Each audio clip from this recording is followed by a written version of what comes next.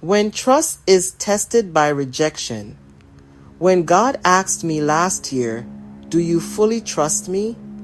I didn't realize He was reaching into a wound that had been bleeding for years. It wasn't a question meant to expose my weakness. It was one meant to reveal where my heart had quietly lost its grip on hope. 3 years ago, my world shifted. My only son, the child I prayed over, nurtured, and dreamed legacy through, turned his back on us. He didn't just drift away, he cut us off. And behind that decision was a woman, his wife, who had wrapped herself so tightly around his mind and emotions that we could hardly recognize him anymore. It wasn't just rejection, it was erasure. Phone calls stopped, visits ended, pictures disappeared. Our grandchildren, those bright reflections of love and promise, were suddenly kept from us. Every trace of our family connection seemed to vanish, as though love had been rewritten and our names deleted from the story. The silence that followed was deafening. It's a strange thing to grieve people who are still alive. You carry them in your heart while knowing they no longer carry you in theirs. Some days, the grief feels like a death that never ends, a daily burial of expectation and a resurrection of memories that refuse to fade. I asked God, how do I live with this kind of pain? That's when He reminded me of Psalm 34, verse 18. The Lord is near to the brokenhearted and saves those who are crushed in spirit. The word saves, Strong's H, 3467, means to rescue, to bring into a safe place. Even though I was shattered, He was near, so near that sometimes all I could do was breathe His name and cry. There are moments when the broken heart becomes an altar. The tears that fall become prayers too deep for words. The ache itself becomes a form of worship, because even in the pain, you are choosing not to walk away from God. But I will not pretend the healing has been easy. 3 years later, I'm still walking it out. Healing isn't a straight road. It's a wilderness. There are days I feel peace and others I'm ambushed by sorrow. I have forgiven, only to feel the sting again when a new memory surfaces. Yet each time, the Lord meets me in that place, not to rush me, but to remind me He is still binding up the wound. Psalm 147 verse 3 says, He heals the brokenhearted and binds up their wounds. The word heals, Strong's H, 7495, means to mend by stitching.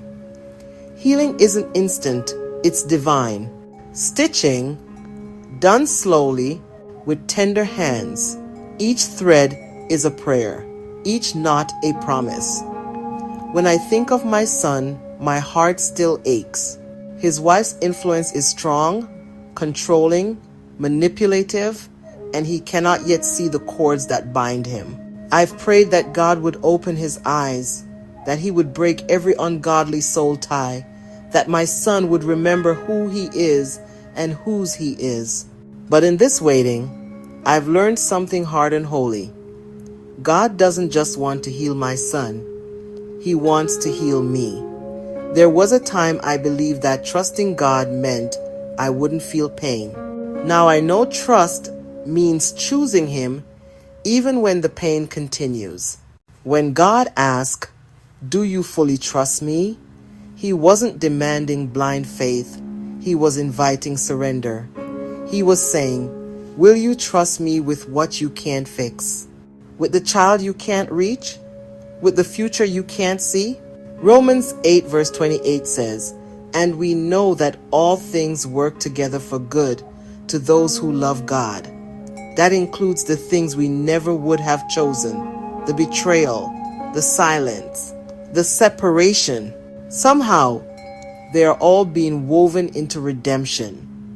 And so, I wait, not in bitterness, but in quiet expectation that one day my son will come home, not just to me, but to God. I no longer pray only for reconciliation.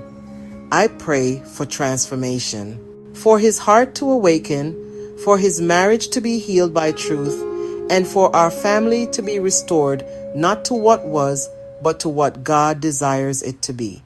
Forgiveness is still my daily bread. Some days I break it willingly. Other days I choke on it. But I keep choosing it because unforgiveness poisons hope, and I refuse to let bitterness become my inheritance.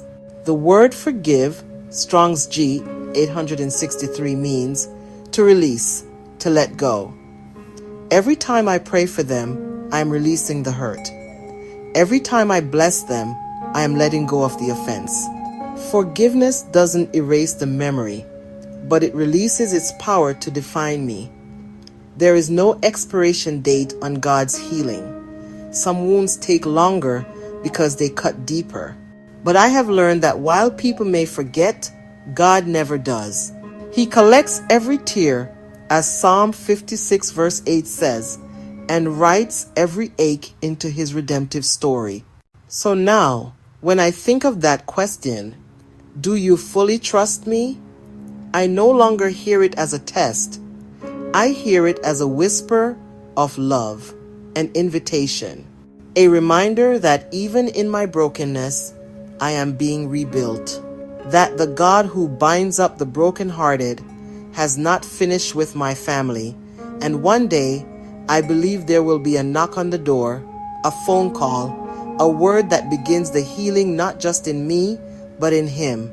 Until then, I will trust, even with the pain, especially with the pain, because sometimes trusting God fully means loving without evidence, forgiving without closure, and believing without seeing, yet knowing that the author of the story has already written redemption into the final chapter.